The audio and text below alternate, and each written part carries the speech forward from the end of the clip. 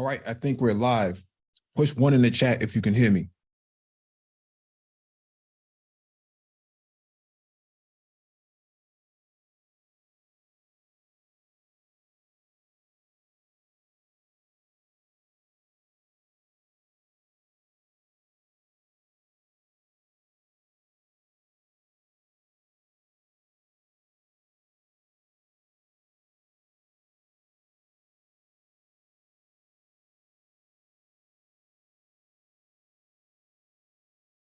All right, got a confirmation. Thank you for the confirmation. Welcome back to the Black Brain Trust. This is open chat number 92.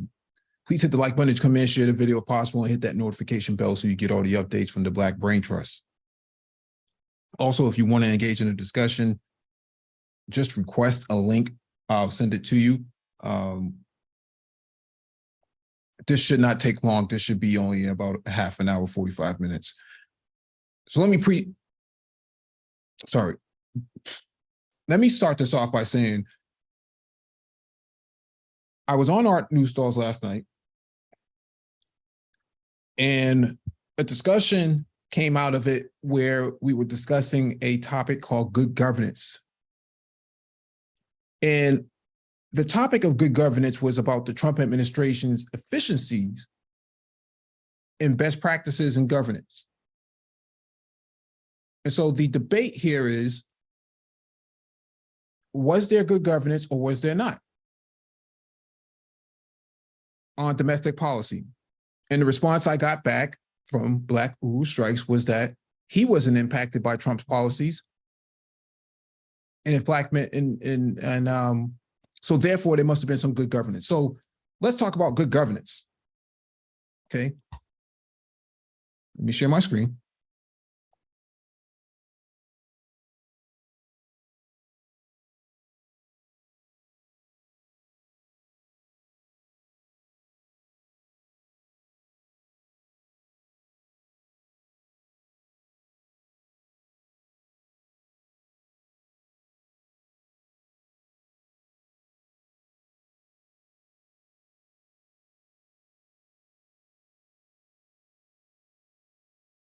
Sorry, just give me 1 second. All right. Push one in the chat if you can see the screen.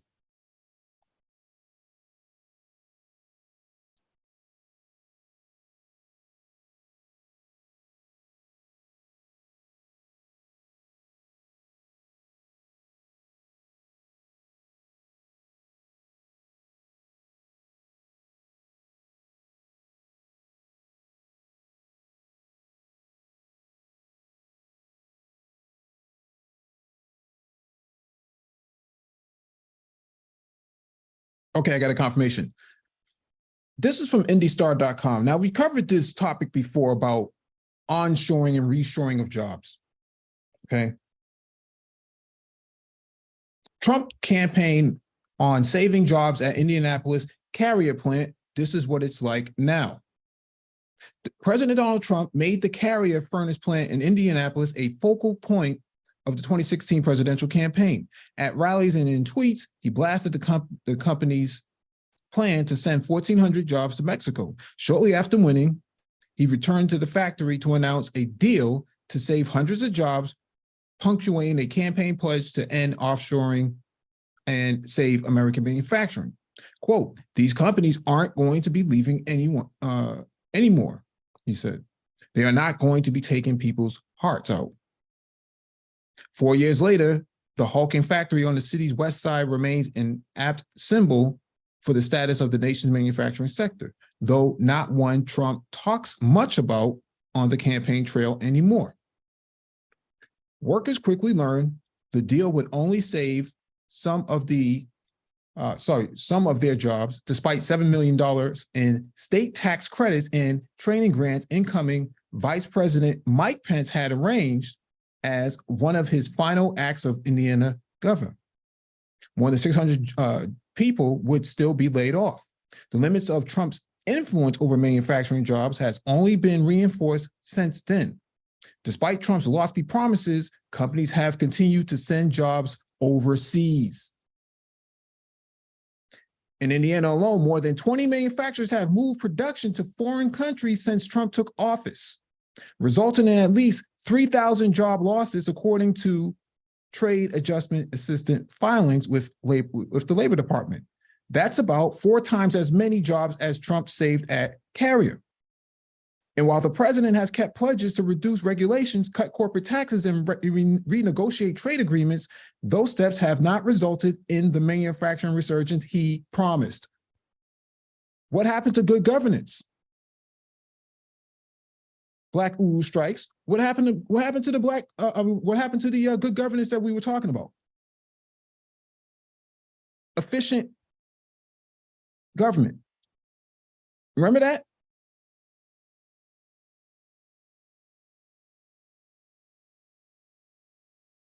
See, these are the receipts that I was requesting last night that you all failed to provide. So I had to take the liberty myself to come on the Black Brain Trust and actually provide the receipts. And for whatever reason, you know, there was this tension in the room that I'm somehow argumentative. But the reality is, good governance did not exist in the Trump administration. There was no such thing as good governance. Trump made promises that he could not keep. 20 factory jobs, 20 factories had basically shipped their jobs overseas in his administration. And people are pretending like this is good governance. No, it's not good governance. Okay. Let's go to my mouse cursor. Let's go to EPI. This is from the Economic Policy Institute. Trump's trade policies have cost thousands of U.S. manufacturing jobs. Action is urgently needed to rebuild the manufacturing sector after the coronavirus pandemic. Let me zoom in on this. A new report by EPI senior economist and director of trade and manufacturing research, Robert E. Scott, finds that President Trump's trade policies had failed to curb offshoring, and they have not addressed the root causes of America's growing trade deficits and the decline of the American manufacturing. In addition to the Trump administration's overall weak trade agenda, COVID-19 and the administration's mismanagement of the crisis has wiped out much of the last decade's job gains in U.S. manufacturing. Scott explains that unless steps are taken now to reform our trade policy, to curb dollar overvaluation, to eliminate tax incentives for offshoring, and to build the domestic economy, there won't be a comeback. Quote, the Trump administration has taken credit for reshoring manufacturing jobs, but the data show that isn't true. Nearly 1,800 factories have disappeared under Trump between 2016 and 2018, said Scott. Additionally, the U.S. trade deficit in manufacturing goods rose significantly between 2016 and 2019. In fact, the real U.S. trade deficit has increased in every year since 2016, reducing GDP growth by roughly 0.25% annually over the past 3 years. Compounded with the devastation left by the coronavirus pandemic, the blue-collar manufacturing workers need serious help from policymakers.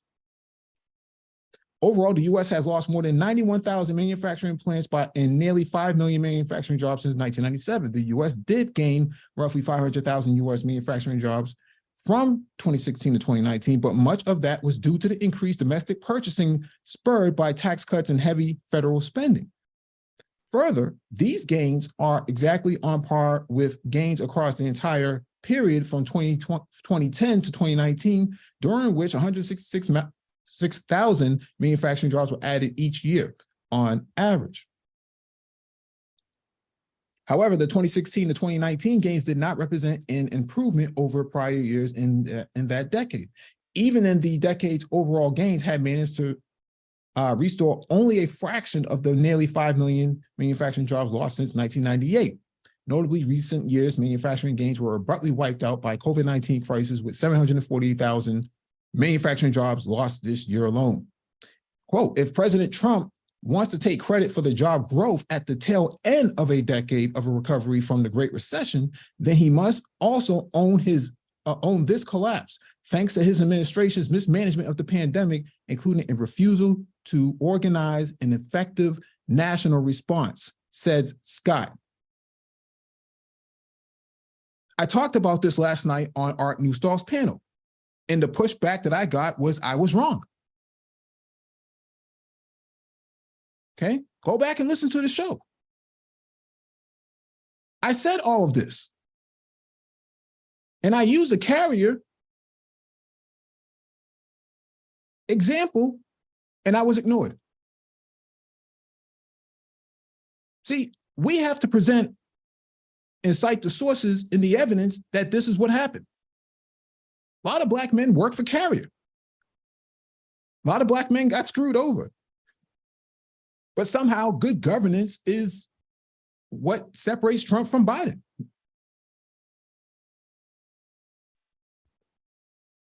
Let's go to this piece here. Actually, let's go to Bloomberg.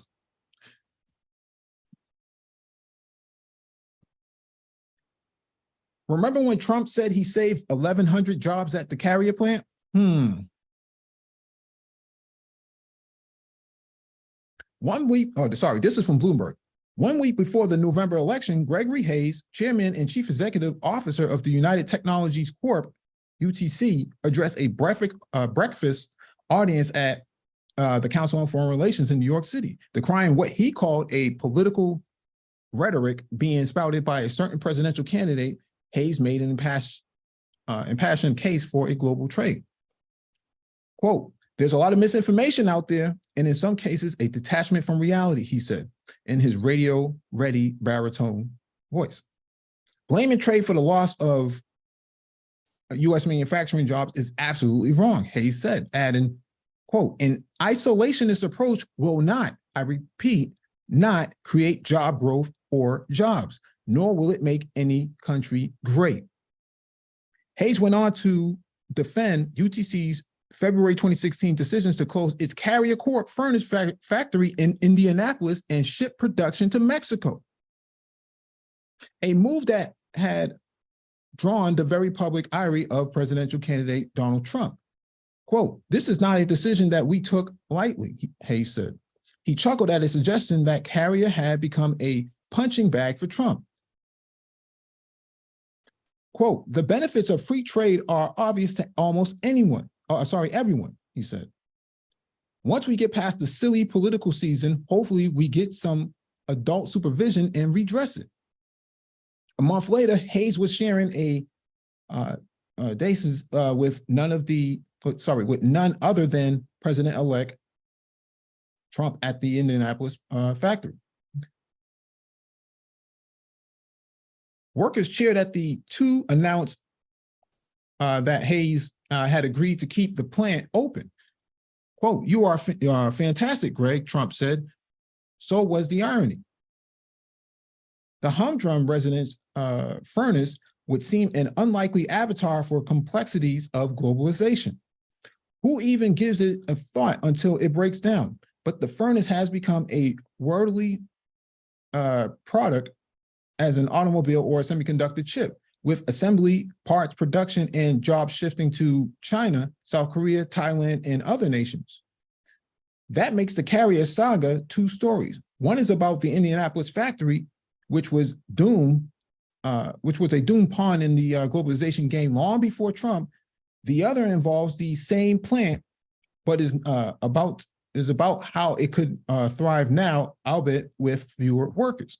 Not many people outside of Indiana are still talking about Carrier, but the future of U.S. manufacturing is showing itself there right now. Here's the essential thing to understand about this business. Furnaces are all pretty much the same, a heater and a blower inside a box. Or as Kyle Peters, an analyst with market research firm Fredonia Group, says, there are not any key industry secrets that make one manufacturer better than the other. Competitive edge has less to do with products than the local retailers and contractors that sell and service them. Web-savvy consumers determine what they want and gravitate toward dealers that prove themselves reliable and able to offer good prices.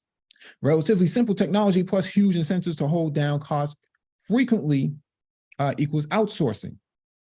Carrier, like all of its competitors in the $60 billion heat and ventilation and air conditioning, or HVAC industry, has reason to move production to wherever it can be done most cheaply. Whether the company is obliged to do so is another matter. Even in the furnace business, there's innovation. In 1975, President Gerald Ford signed a law authorizing the Department of Energy to set efficiency standards for household appliances. Back then, most furnaces converted about 70% of the energy they use into actual heat, wasting 30%. Today's best devices squander barely 2%. Instead of clattering on and off, state-of-the-art models run continuously to maintain constant temperatures.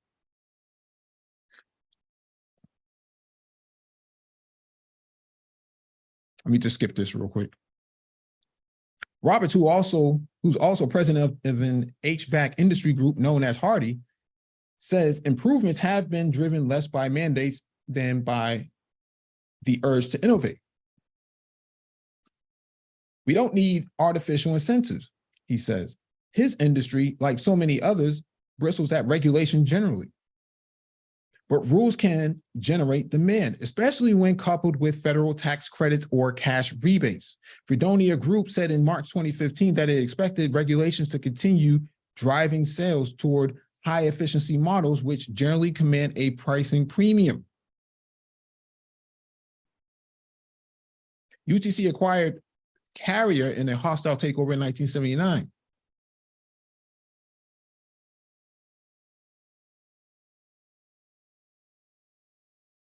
Anyways, I'm just going to skip all this because I think we get the point here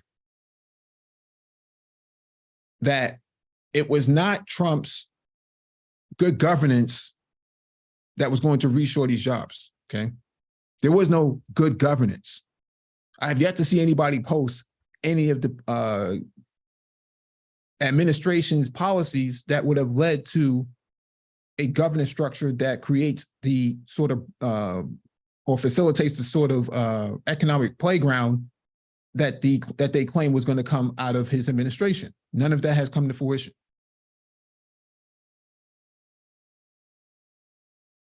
Okay.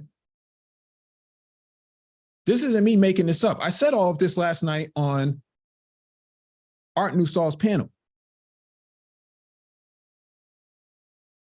So this isn't new. You don't need to be a rocket scientist to figure out that 2 + 2 = 4 here.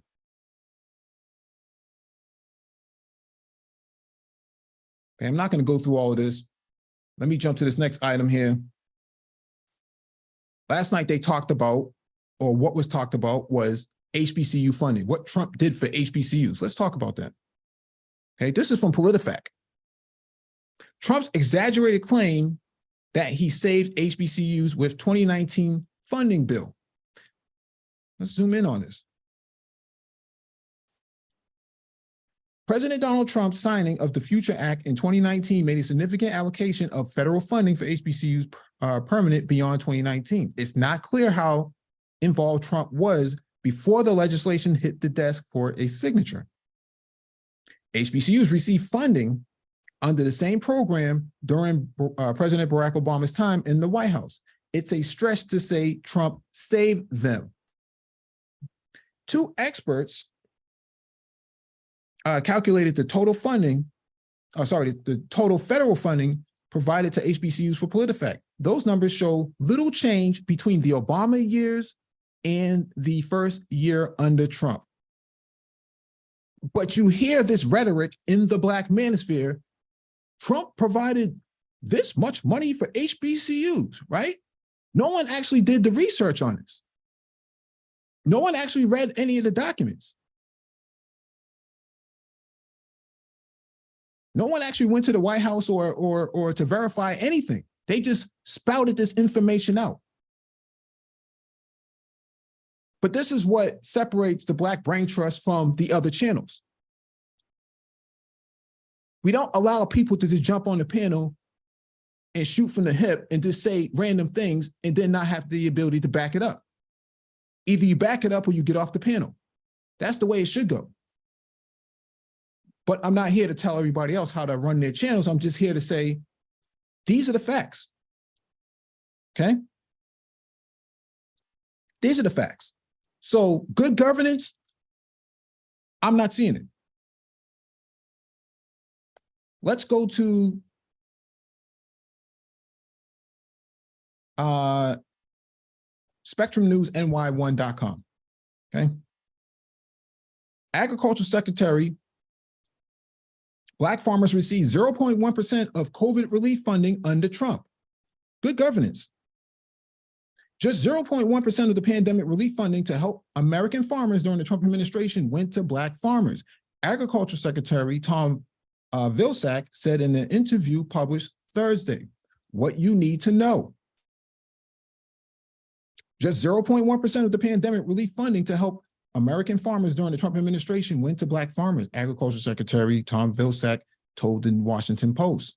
Vilsack said Black farmers received only $20.8 million of the nearly $26 billion of payments made in 2 rounds of the coronavirus food assistance program announced last year. This was in 2021. They're referring to what happened in 2020. Advocates for Black farmers have long complained that systematic racism, biased government policy, and cycle of debt have taken a devastating toll. Vilsack vowed to the House Agriculture Committee on Thursday to, quote, do everything we can to root out whatever systematic racism and barriers may exist at the Department of Agriculture. I thought there was some kind of good governance going on. Quote, we saw 99% of the money going to white farmers and 1% going to socially disadvantaged farmers. And if you break down that, down to how much went to Black farmers, it's 0.1%. Vilsack said, look at it another way. The top 10% of of farmers in the country receive 60% of the value of the COVID payments, and bottom 10% receive 0.26%.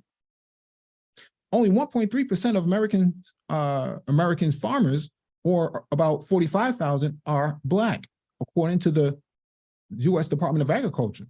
But the 0.1% figure still falls well short of their representation in the industry. Advocates for Black farmers have long complained that systematic racism, biased government policy, and a cycle of debt have taken a devastating toll. 90% of Black-owned farmland has been lost over the past century, while white farmers own for 98% of the acres today. John Boyd Jr., president of the National Black Farmers Association, testified Thursday before the House Agriculture Committee and said the federal government can do better than 0.1% payout to Black farmers under the Trump programs. Under the Trump programs. What happened to all the good governance that we were talking about last night? Go back and listen to Art Newstall's live stream from last night.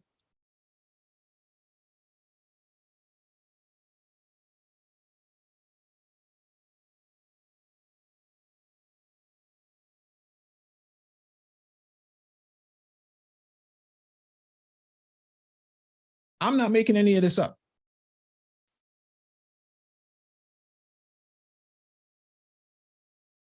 So, and let me address this one point here.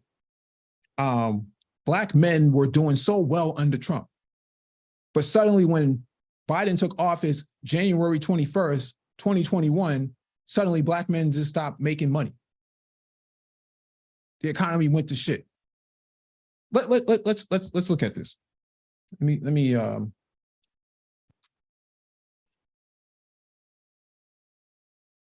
pull this up.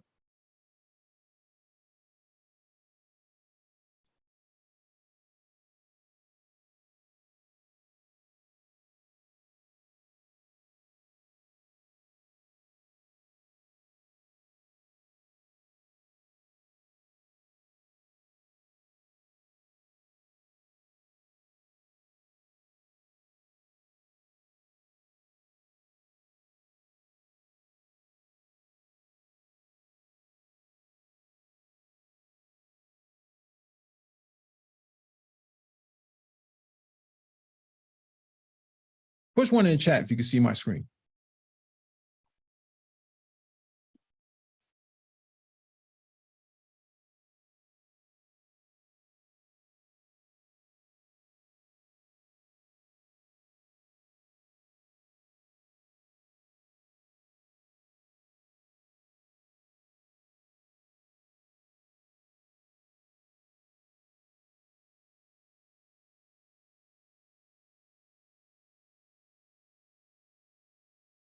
All right, got a confirmation from the chat. This is the last one I'm going to go over. Whitehouse.gov, okay? Fact sheet, February 27, 2023. The Biden-Harris administration advances equity and opportunity for Black Americans and communities across the country. This is pretty long. I'm not going to go through all of it, but I'm going to cover some of the key talking points that was talked about last night. Over the past 2 years, President Biden has worked to advance racial equity and ensure the promise of America for Black Americans and all communities across the country. From increasing access to home ownership and rooting out discrimination in the housing market to promoting entrepreneurship, from reducing child poverty to historic lows to expanding access to quality, affordable healthcare. From advancing voting rights and police accountability to ensuring equal access to a good education, the Biden-Harris administration is ensuring that all African-American families and communities can live with dignity, safety, and respect and enjoy the equal opportunity.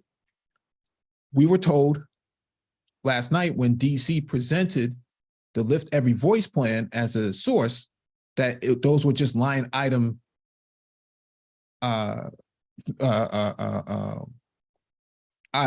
those are just line items on a spreadsheet, right? So DC from the code breakers evidence was rejected as being guff. There was nothing there. Economic opportunity for Black families and communities. By signing into law the historic American Rescue Plan, bipartisan infrastructure law, and Inflation Reduction Act, and implementing robust regulatory reform, President Biden has led the most equitable economic recovery on record, creating more than 12 million jobs since coming to office and helping create new economic opportunities for African Americans, including Black-owned businesses, and made long overdue investments in Black communities. The president's economic agenda has led to historically low unemployment, including among Black Americans, okay? This is a fact check. This isn't what you heard or what you perceived. We're not waiting on inflation. Inflation is actually doing pretty well under Biden. Not that it matters and is relevant for this, but that's what the talking points and from the talking heads are saying. Lower energy costs and creating economic opportunities through the Inflation Reduction Act. By signing the Inflation Reduction Act, President Biden is delivering on his promise to build an economy that works for working families, including Black families, okay? Making home efficiency upgrades more affordable. Creating economic opportunities and good paying jobs. The IRA stands for Inflation Reduction Act, spurs solar project development in environmental justice communities by providing a 20% bonus credit for solar projects on federally subsidized affordable housing projects and a 10% bonus credit for solar projects in low-income communities. Here's what we do know. Let me pull this up because this is really important.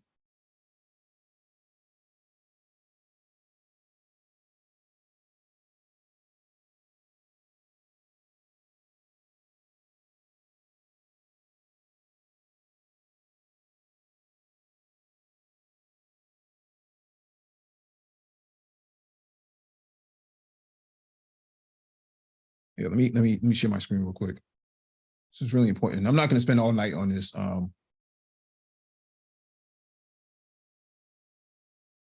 Let's go to About Us.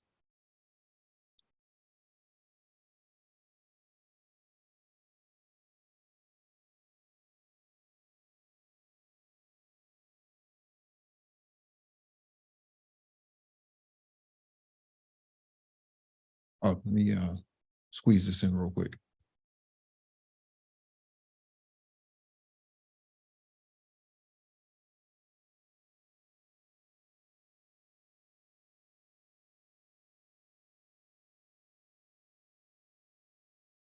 I'm sorry, give me 1 second.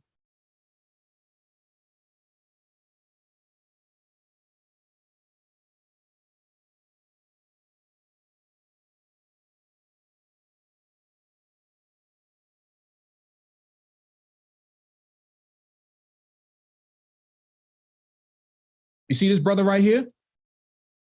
This brother came out of the Biden administration, came out of the Obama Biden administration back in 2008 to 2012 or 2016. Okay, he is the CEO. He is the founder of a startup called BlockPower. Now, why am I referencing this? What is it that BlockPower does? BlockPower, a leading national climate tech company focused on greening aging urban buildings, today announced that its founder and CEO, Donald Bird, was the inaugural recipient of Time's 2022 Dreamer of the Year Award, which was presented at the publication's annual Person of the Year celebration. The dream of BlockPower is that we can go into an undervalued community and train and hire people to transform their own community and lead the way on helping all of America learn how to solve the climate crisis, said BlockPower founder and CEO Donald Beard. BlockPower's vision is smarter, green, and healthier buildings for everybody. BlockPower has retrofitted more than 1,200 buildings in more than 25 American cities, replacing unhealthy fossil fuel burning, heating, and cooling systems with clean, efficient, all-electric air source heat pumps, water heaters, and solar panels. It leverages advanced technologies to monitor energy consumption, digitally simulate the most impactful green energy solutions, and dramatically lower the cost of construction and installation. Okay, this is what this brother is doing. Now, let's connect it back here. The Inflation Reduction Act spurs solar project development in environmental justice communities by providing a 20% bonus credit for solar projects on federally subsidized affordable housing projects and a 10% bonus credit for solar projects in low-income communities. It creates a new clean energy and sustainability accelerator that will see state and local clean energy financing institutions support the deployment of distributed zero-emission technologies like heat pumps and community solar and EV charging, while prioritizing over 50% of its investment in disadvantaged communities. Doesn't that sound like what this brother's doing right here? Huh?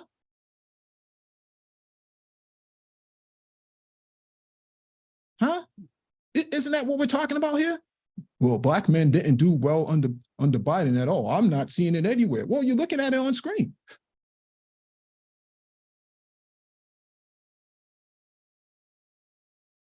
This brother here, who came out of Obama's administration, is benefiting greatly from Biden's policies. That's what we call good governance.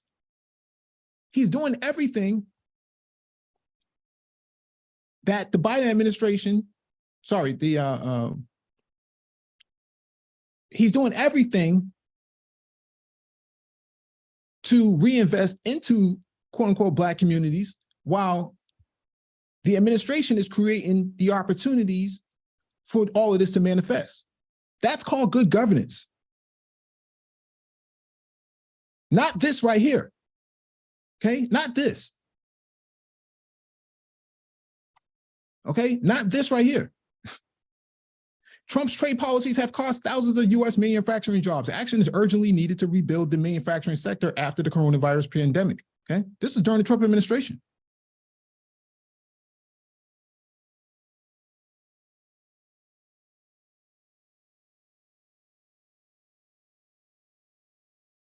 Biden's policies haven't helped anybody. Dems don't do anything for Black men. Remember that? Let's go back over his over this brother's about page.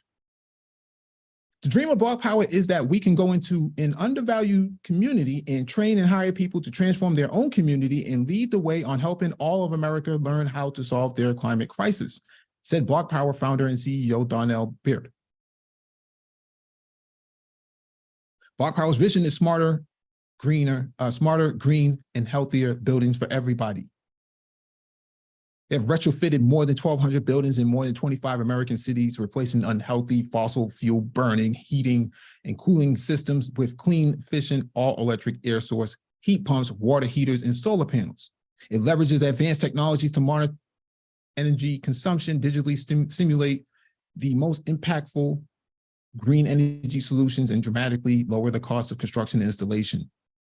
This is what we call value add, okay? Supply chain value add. Let's go down the page a little bit further. To support these and other projects, Block Power launched a civilian climate corps to hire and train the next generation green workforce from NYC communities adversely impacted by gun violence, supporting them secure good paying jobs, career opportunities, and hope for a better future. This is what comes out of good governance. You see that? You see that? That comes out of good governance. When I asked for examples on Art Newstall's panel, I got nothing. I got Black men bought cryptocurrencies under Trump, so therefore Trump's policies help Black men buy Bitcoin. You don't believe me? Go to Art Newstall stream and go listen for yourself. Providing relief to farmers. The Inflation Reduction Act includes $5.3 billion that will provide relief to tens of thousands of farmers. Of that money, $3.1 billion will help distressed borrowers pay off their farm debts without ultimately taking the land or making the farmer ineligible for future assistance. An additional $2.2 billion will go to farmers who have suffered discrimination by USDA farm programs. Remember we were talking about that just now? Sorry, remember this? Huh? Agriculture Secretary, Black farmers receive 0.1% of COVID relief funding under Trump. Remember that? Good governance, remember that? Go back to Art Newstall stream and go listen for yourself. This is what Black men are latching themselves onto in this space. And then want to tell you that they're having this global impact and influence because Tiffany Cross from MSNBC somehow mentioned Kevin Samuels. This is what Black men are using as a barometer for progress. So this brother here, this brother here doesn't matter, but Kevin Samuels trumps him. No pun intended, right? Kevin Samuels is more important than this brother here and what he's doing, but somehow Black men shouldn't vote for Biden because Black men don't benefit under Biden, even though the guy that we're looking at on screen benefited greatly. What are we talking about here? You don't believe me? Go back to Art Newstall stream from last night and listen for yourself. These are the same guys talking about having this massive influence on elected officials to create public policy on the ground for 50-50 child support.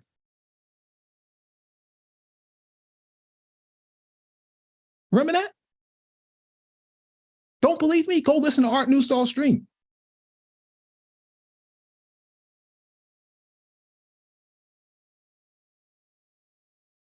Want more proof?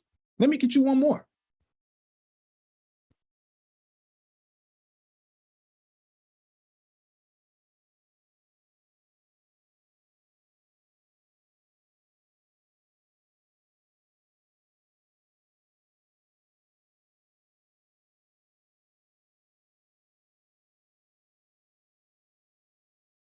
Let me know you can see my screen. This will be the last one I do because I need to get up out of here.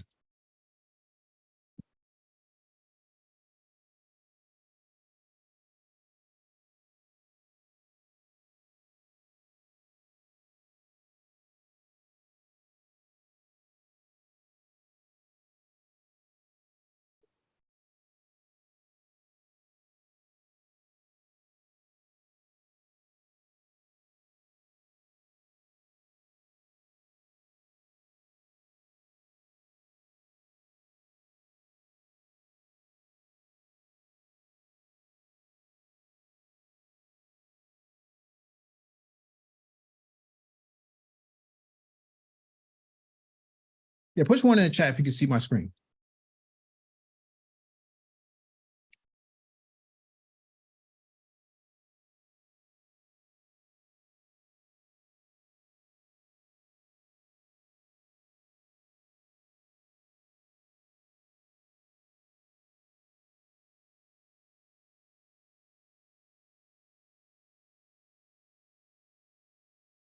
Okay, got a confirmation in the chat. Remember we covered this brother, Josh Aviv, a young millennial who created a startup called Spark Charge, and these little devices that you see under him.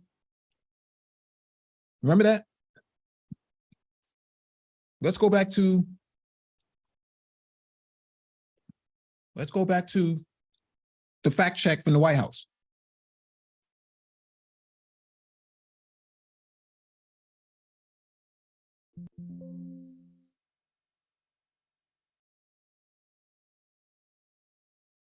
I lost my place here. Just give me 1 second.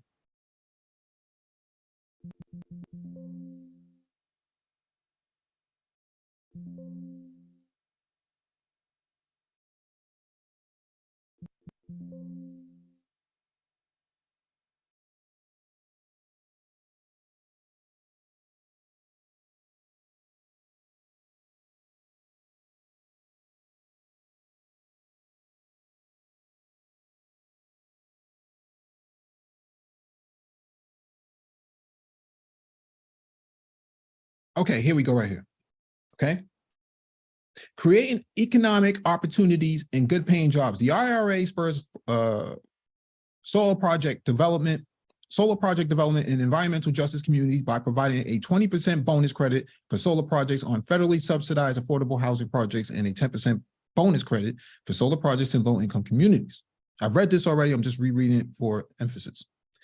It also creates a new clean energy and sustainability accelerator that will seed state and local clean energy financing solutions institutions, support the deployment of distributed zero emission technologies like heat pumps and community solar and EV charging. EV charging. Okay, EV charging. Remember we covered this brother here, Josh Aviv.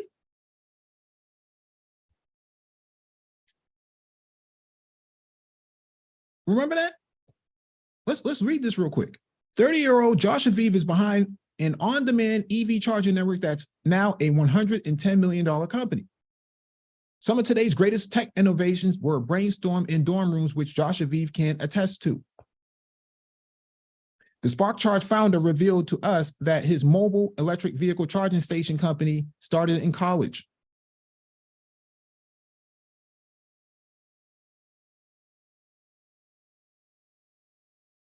But wait, there's more. Let me pull this up. Let me pull this up.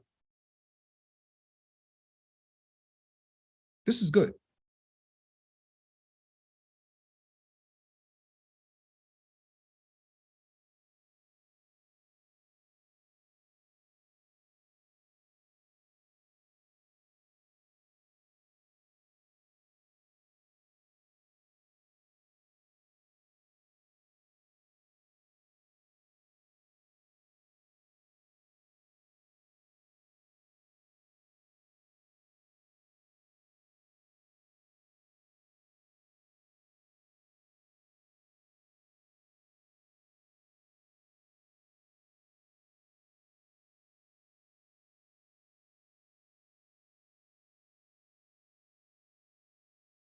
I'm sorry. Let me share my screen. Push one in the chat if you can see it.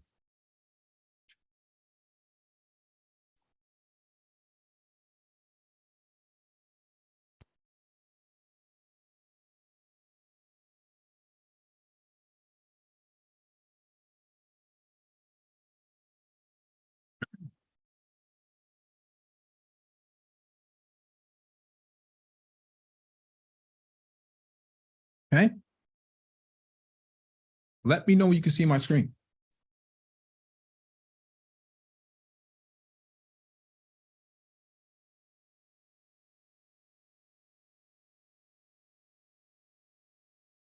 All right. This is from Syracuse EDU, Syracuse University, okay? The White House famous Rose Garden turned orange on a Tuesday afternoon in early August as Josh Aviv, Bachelor's of Art in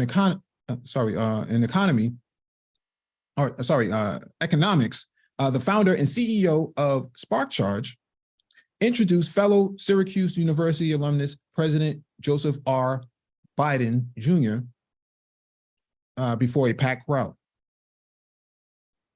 Aviv, who launched SparkCharge in 2017 to provide portable electric vehicle chargers, is a respected entrepreneur, innovator, and inventor who has played a critical role in developing easy to find and easy to use charging stations for electric vehicles. Aviv was invited to introduce Biden before the president signed off on the Bipartisan Chips and Science Act, which promises to boost American semiconductor research, development, and production, ensuring U.S. leadership in the technology that forms the foundation of everything from automobiles to household appliances and to defense systems, according to a statement released by the White House. Indeed, in early fall, a historic deal bringing the largest chip manufacturing plant in the country to Clay, New York, just outside of Syracuse, was signed.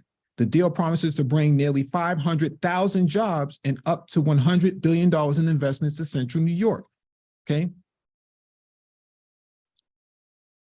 I was extremely nervous and yet extremely happy to have the honor of introducing President Biden. It was such a surreal moment to Syracuse University alumni at the White House. It was a huge honor, not only for me, but for my family, knowing that the story of my company and the work we're doing would be heard was absolutely amazing. Aviv said of his second trip to the White House during Biden's presidency, oh, Black men didn't benefit under Biden, right? Let's go back to this.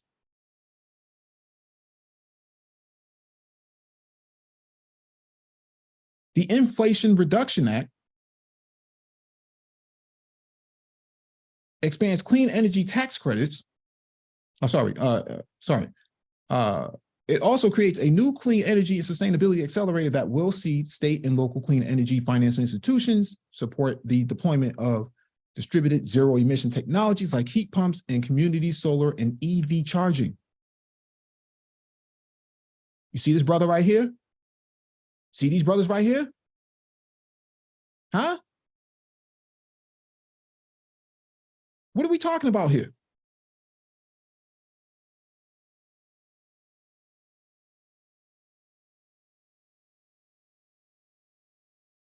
What are we talking about?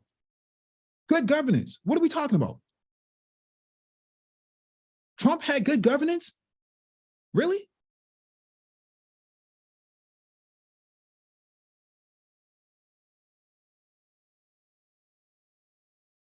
One of the things that really drives me, and drives the Black Brain Trust to do what we do is that we want to be a repository for information as it pertains to Black people, and more importantly, Black men, specifically Black men. And we have to get it right every single time, or else it becomes misinformation, okay? And so when you hear people on panels speaking about politics, or anything for that matter, not just politics, but anything, and they don't cite their sources, to me, that's like nails to a chalkboard. And when I ask the question, where did you get that from?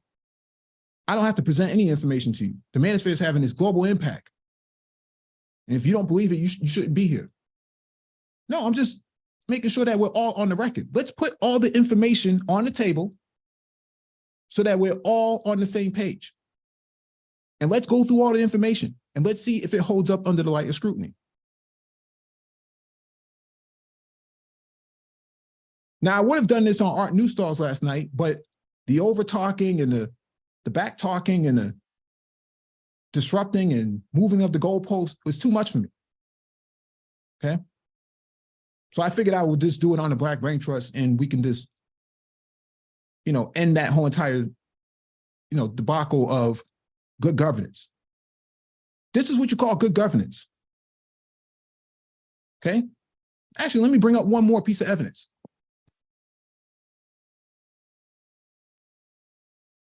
Black men didn't do well under Biden because, they just be about that LGBTQ and booty chasing, man. They just be about no vote, no voting, no fucking, man. That's just what they about.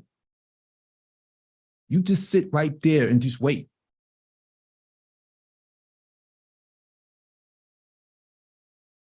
Okay?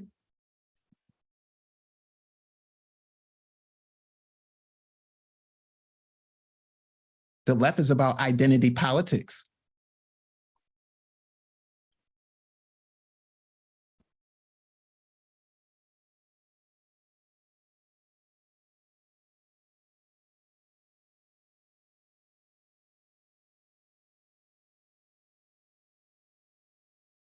Let's talk about it.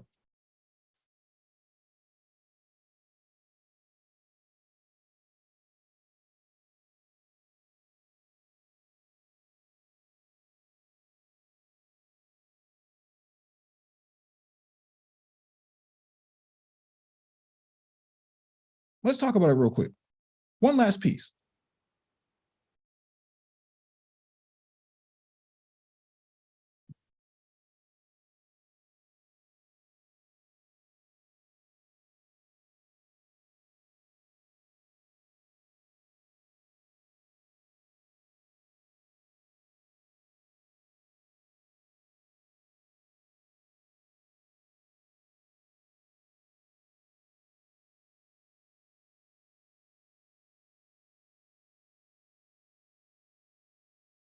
Here's one more. Push one in the chat if you can see my screen.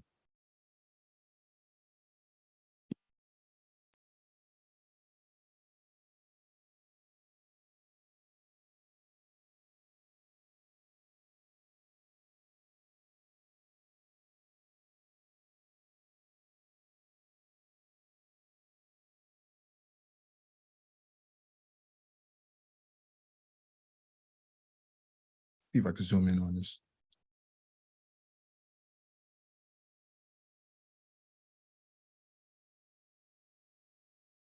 All right. This is Paul Francis. Paul Francis is the CEO of Kidget. Kidget is described as the Apple of charging stations. Sleek with great attention paid to UI, these chargers put a sexy spin on an otherwise pretty utilitarian device, a charger for your EV. More on that on our sister site. This is another picture of Paul Francis here. In addition to duties as CEO, Francis is the California chapter vice president of the American Association of Blacks in Energy, AABE. AABE. A reader of 65 plus books annually still finds time to meditate daily. Recently, I sat down with Paul to discuss the entrepreneurialism, EVs, and intersection of race in clean tech. Okay. You see this? Let me go back to the fact sheet. This is the fact sheet.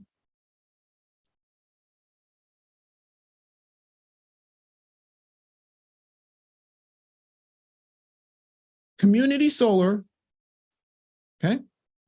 Community solar and EV charging,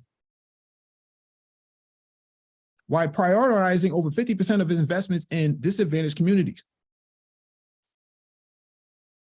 Brother number one, brother number two, brother number three have all benefited from Biden's policies. That's called good governance.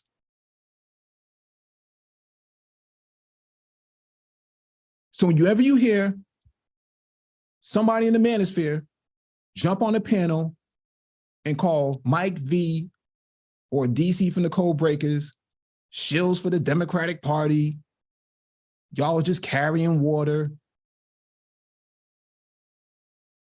We got to stop voting for Dems and spite them by voting Republican.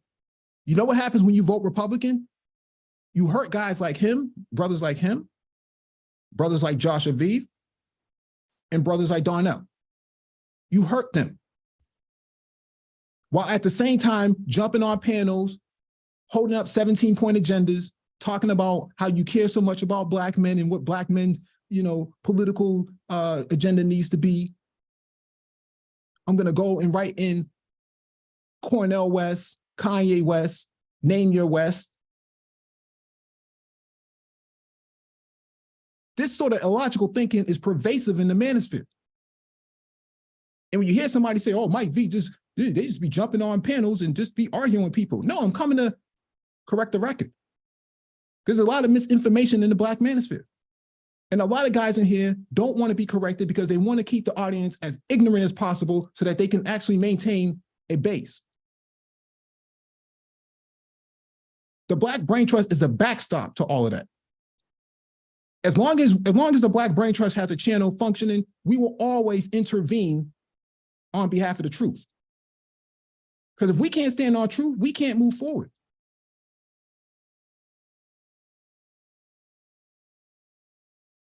That being said, I'm going to end the stream.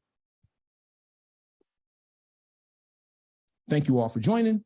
Please hit the like button on the way out. Share the video if possible. Make sure those cats get it. And anytime you jokers want to go 12 rounds, you let me know, pick a time in the day, and I'll pull up anywhere if you don't want to come over here.